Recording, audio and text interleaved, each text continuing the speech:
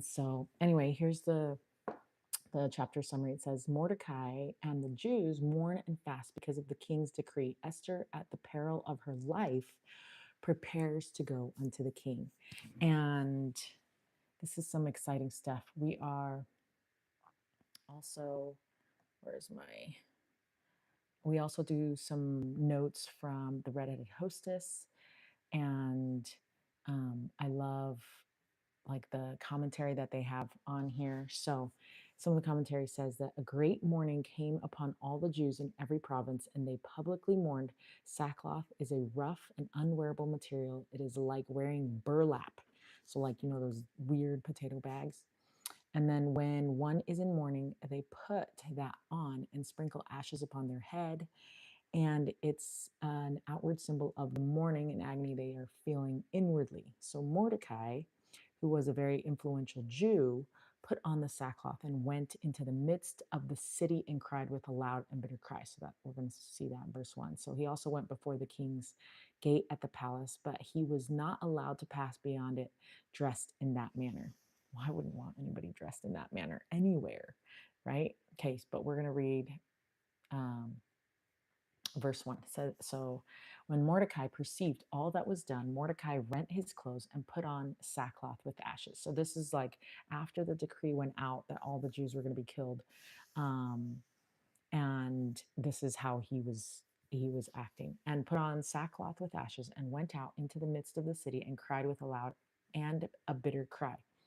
Now remember, King Ahasuerus was like not even aware of the decree that he sent out. He was just listening to Haman, and he's probably a busy guy, although I don't want to like say that he didn't completely know what was going on, but he probably didn't realize how many Jews were actually out there. And so he just signed it and was like, sure, whatever. And anyway, so then they're posting up all these posters everywhere that the Jews are going to die on this day. And so this is why Mordecai's acting like this. And Mordecai was Esther's like adult cousin, or like older cousin. And he was the one that had adopted Esther. And now Esther is the queen after Queen Vashti. And so this is where we're at. So verse 2, and it came before, sorry, and came even before the king's gate, for none might enter into the king's gate clothed with sackcloth, right? Because I mean, that would be kind of hard to like have people like that dressed in your palace, right? So verse 3, and in every province whithersoever the king's commandment and his decree came, there was a great mourning among the Jews, and fasting and weeping and wailing, and many lay in sackcloth and ashes.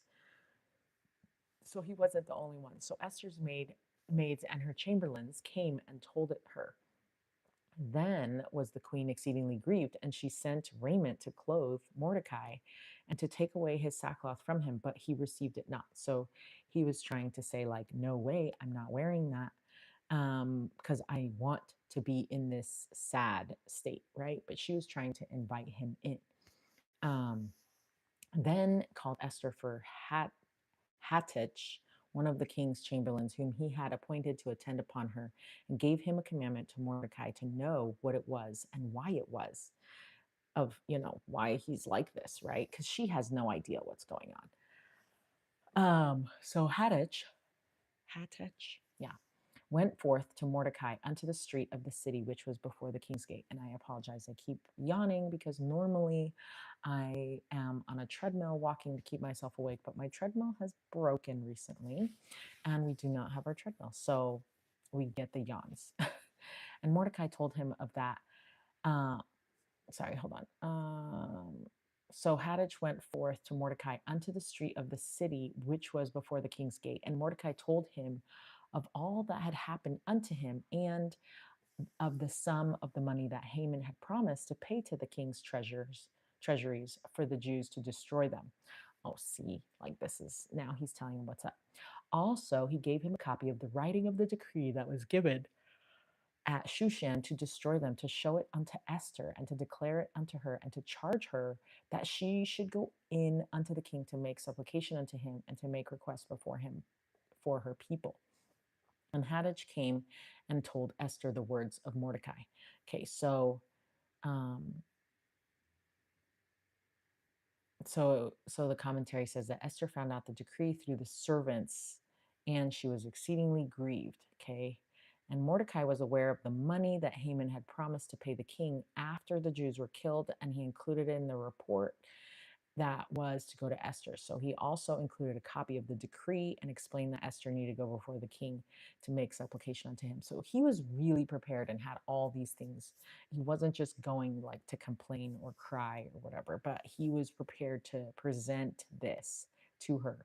She is now a queen and must have all this correct information because she can't go on like hearsay stuff, right? So, verse 10 again, Esther spake unto Hadach and gave him commandment unto Mordecai.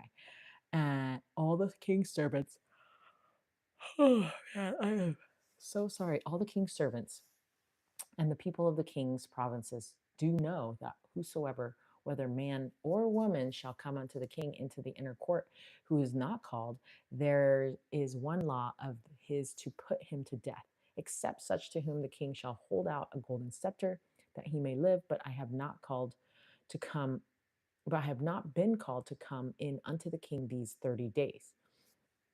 And so um, she was like, they haven't called me to come talk to the king. So I don't even think that he's going to listen to me. Right. And so like, and he was a popular king. He conquered lots of places, and a king who was always on guard because people were trying to kill him too. And so he had to be really watchful of like who he's going to allow to talk to him and who he feels is trustworthy and who his people feel he can trust. And I mean, even the king's guards and stuff were trying to kill him in one of the chapters before this. We read that. And so it's like everybody's trying to kill the king. So it's like really, and then like the king is just the king. So like there's always assassinations and and he conquered all kinds of lands, and so like he was not afraid to kill people. Right. And if he was just going to kill all the Jews, like as soon as she probably thought, as soon as he finds out I'm a Jew, he's going to want me to die too, right? Because she does not realize that the king is not necessarily aware of what was going on. And so anyway, so she was really scared for her life. And then verse 12. And they told to Mordecai's Esther's words. Then Mordecai commanded to answer Esther, think not with thyself that thou shalt escape in the king's house more than all the Jews. So he was trying to say, like, listen, if this decree is for real, and like you're not going to be able to escape either just because you're at the king's house because of this decree. So it's like everybody is going to die, including you. So you're either going to die because you don't say something and all the Jews are going to die, or you just die because you say something, right? Like those are the options at this point. But Mordecai was trying to tell her what to do, and he pointed out that how much this will impact her, since because she is a Jew, right? Oh yeah, it's awful the yawning that goes on over here. Okay, and then verse 14.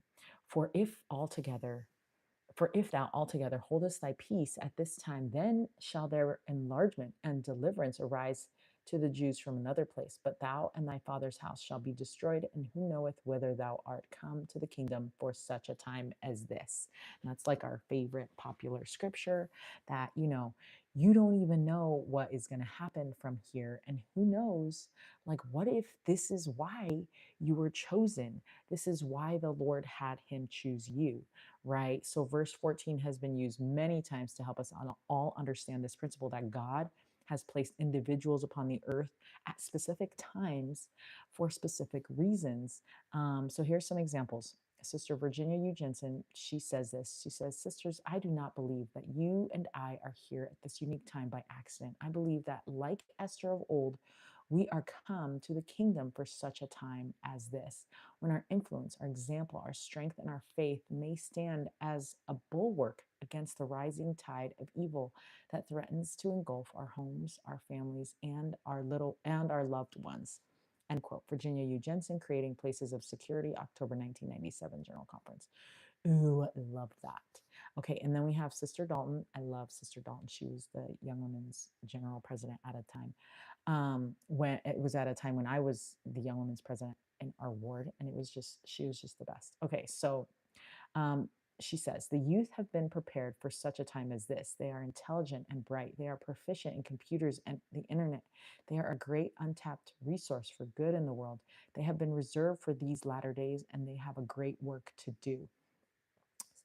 Sister Elaine S. Dalton, we did this for you, October 2004 General Conference. Okay, so good. Okay, and then we just have 15 to 17 says, and then Esther bade them return Mordecai this answer: go gather together all the Jews that are present in Shushan, and fast ye for me, and neither eat nor drink 3 days, night or day. I also and my maidens will fast likewise, and so will I go in unto the king, which is not according to the law, and if I perish, I perish. So Mordecai went his way and did according to all that Esther had commanded him. So Esther was like, okay, I guess this is what we're going to do. And she decided she was going to fast for 3 days and 3 nights. So that is a long time.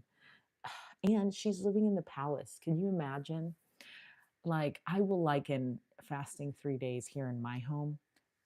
You might think this is dumb, but I'm going to liken it to fasting in the palace because, and it's probably worse because my kitchen is literally right there.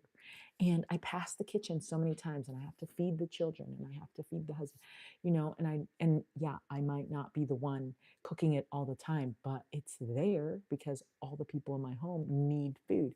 And so then it's like, how hard would it have been to fast then for 3 days in a king's palace with all the king's food? You know, they have like buffets everywhere. Like, that's like what I feel like king's palaces must have.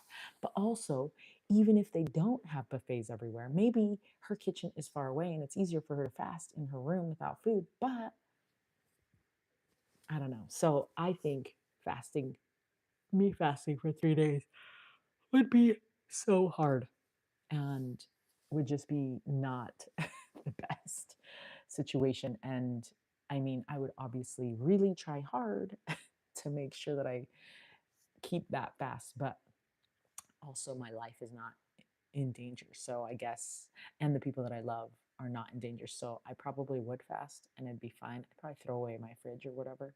So anyway, um, so that is the end of our Esther chapter 4. So also I was gonna say, where do I have that? Oh yeah. So I was gonna say, like, if you are still lying to your friends about being fine, and it's just getting worse because the longer you pretend, the longer you carry the pain alone. Get my monthly Christ-centered hug from the mail, hug in the mail, filled with truth, healing tools, um, simple challenges that help you move from surviving to thriving. And it's coming from me, and I have been there and I get it. So go to warriorletters.com to sign up to get your first supply drop. So until Esther chapter 5, stay strong, warrior.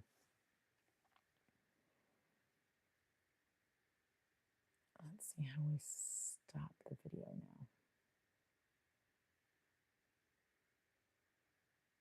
This one.